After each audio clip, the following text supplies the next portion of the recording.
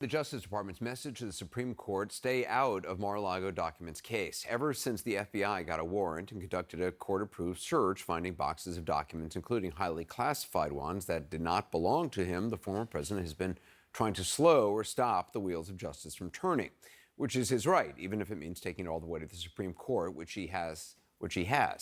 Today was the deadline for the Department of Justice to make its case to the Supreme Court. We'll have details on their filing in a moment. But first, the former president has now also been making new false statements about other former presidents keeping classified documents. He'd previously claimed former President Obama kept millions of documents for himself. Now it's Obama and Bill Clinton and George H.W. Bush. George H.W. Bush took millions and millions of documents to a former bowling alley pieced together with what was then a old and broken Chinese restaurant. They put them together. And it had a broken front door and broken windows. Other than that, it was quite secure, and there was no security. Now, keeping them honest, the documents were taken to what was once a bowling alley and Chinese restaurant, but is now a heavily secured government facility. Today, the archives put out a statement reading in part, quote, reports that indicate or imply that those presidential records were in the possession of the former presidents or their representatives after they left office, or that the records were housed in substandard conditions, are false and misleading. Details now on today's filing from CNN's Jessica Schneider, who joins us from Washington. So just walk us through the DOJ's response. Well, Anderson, they hit on two major points in making their case that the Supreme Court just shouldn't step in here to grant Trump's emergency petition, because, of course, he's asking for very limited relief here. He wants the special master as well as his legal team to have access to 100 classified documents that were taken from Mar-a-Lago. That's something the 11th Circuit has blocked. So DOJ now saying two things. First, that the 11th Circuit had full authority to block these documents since they're saying they're extremely sensitive government records that implicate national security, and that the government would in fact be harmed if they were distributed. And their second point is, on the flip side, they say Trump hasn't been harmed at all by the court blocking these records, so there's really no basis for the Supreme Court to step in at this point. That's the Justice Department's view. So they, Anderson, want the Supreme Court to stay out of what has been this ongoing saga over these records. I also understand the DOJ was kind of critical of Judge Cannon, who has repeatedly sided with the Trump legal team in the proceedings. Very critical throughout this 34-page filing, and they really blasted her, Judge Aileen Cannon. They blasted her for her actions, even appointing the special master in the first place, and then for her decision to grant the special master full access to the classified documents. That was before the 11th Circuit eventually stepped in. So they repeatedly cited the 11th Circuit's decision in this case, where the 11th Circuit even criticized Judge Cannon. So DOJ said this about Cannon's order that allowed the special master initially to review those classified records. They said the district court's order was a serious and unwarranted intrusion on the executive branch's authority to control the use and distribution of extraordinarily sensitive government records. And that, Anderson, will really be a theme in what's this ongoing appeal in the 11th Circuit, where there's this parallel challenge to Aileen Cannon's decision to even step into this case and appoint a special master in the first place. Anderson. Jessica Schneider, appreciate it. Thanks very much. Joining us now is Harvard Law School senior lecturer, former federal judge Nancy Gertner, also Daniel Goldman, former federal prosecutor who served as Democratic counsel in the former president's first impeachment and is currently running for Congress as a Democrat in New York, and perspective from CNN's legal analyst, Elliot Williams, who served as Deputy Assistant Attorney General during the Obama administration. Judge Gertner, what do you make of the Justice Department filing? Do you think they'll prevail? They should prevail. By rights, they should prevail. There's nothing about this appeal that is remotely the kind of issue that the Supreme Court would get involved in. Aside from the issue of authorization and aside from the issue of jurisdiction, the courts don't micromanage searches like this. I just want to make one other point, that the other point that was made in the DOJ's filing is that in the usual course, there is the district courts don't intervene in a criminal proceeding unless there is actually an indictment and charges, and then the defendant can come forward and move to suppress the documents. This is extraordinary from the beginning and unwarranted from the beginning. And they've made that point, and certainly if the Supreme Court intervenes, it would be lunacy. Daniel, one of the DOJ's arguments is that the former president doesn't even attempt to explain how he would be irreparably injured here, and that alone is enough to deny his request. Is that accurate, do you think? Yes, of course that's accurate. I think what I find in reading this and boiling down to what Trump is actually appealing, which is not even the entirety of the 11th Circuit's order.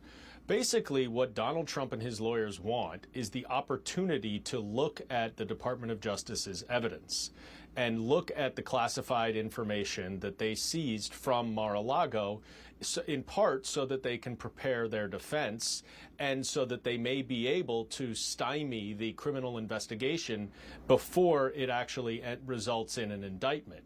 They're not arguing that the Department of Justice should not be able to examine the classified information. Judge Cannon ruled that initially. The 11th Circuit swiftly rejected that argument, and Trump's not even appealing that. All he wants is for the special master and his own attorneys to be able to look at these documents, but he doesn't care about the special master. He just wants to be able to see what they are. Elliot, I mean, the government is arguing that allowing the special master and the former president's attorney to look at these documents would jeopardize national security. Are they even, allowed to look at these documents?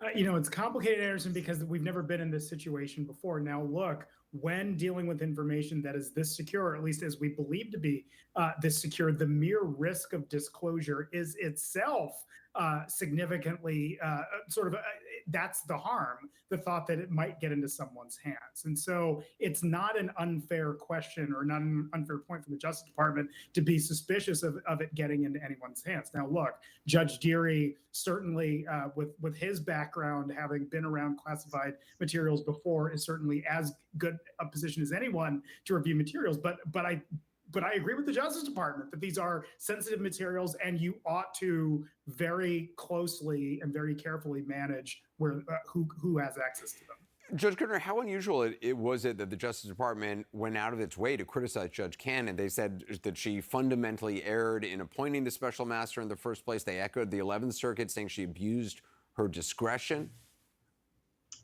Is it unusual for a district court judge to be criticized by the Department of Justice? Yeah. No, that's not particularly unusual. I mean, I think that they wanted to go back to first premises, which is what I said a moment ago. This entire proceeding is giving Trump rights and rounds in this proceeding that he never should have had to begin with. And that's the point that they're really making. She went out of her way to allow a putative defendant, someone who's not even indicted yet, to intervene or have the court intervene in this in a way that he never would. I mean, this is really a house of cards, and we get wrapped up in the latest filing as if it is legitimate, but it really is a house of cards. Trump has no basis, no privilege, no executive privilege, no attorney-client privilege to challenge his having classified documents in his beach house. End of discussion. What he's doing, they just keep things going, like a house of cards. Daniel, there was this reporting by the New York Times that the former president had tried to kind of use some of these documents, negotiating with the National Archives to get FBI Russia documents to him in exchange for them. Does that imply that he knew what he had?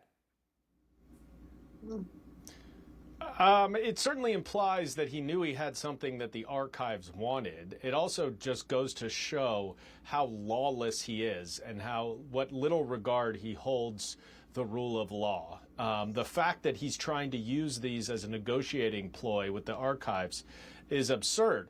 But what it calls to mind is, what was he expecting to do with these documents? If he wants to negotiate with the archives related to these documents, why did he go to such great lengths to conceal them from the Department of Justice? And if he is such a negotiator, what was he going to do with them? How was he going to use them? And I continue to just be highly, highly concerned about what he would do and what he potentially did do with these documents. Judge Gertner, what did you make of that New York Times reporting? Well, I mean, it shows, I mean, he was using these documents transactionally, right? I mean, he was going to make a deal with it, but it also shows how intentional the keeping of the documents were. At the very beginning, if you recall, there was a sense of, maybe this was just all swept up in a chaotic leave taking from the White House. But that's obviously not the case. He knew what he had. He knew them to be classified.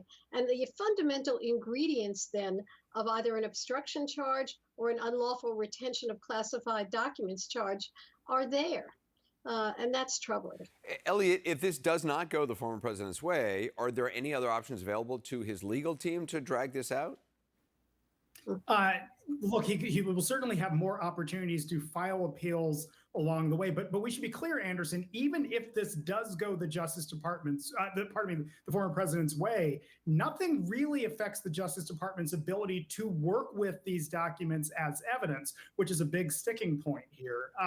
They will still be able to proceed and conduct this investigation because of how narrow this appeal was. Look, the Supreme Court does not need to take this case. To back up Judge Gertner's point from earlier in this segment, they can just look the other way because of the fact that this is a relatively simple and straightforward legal question here.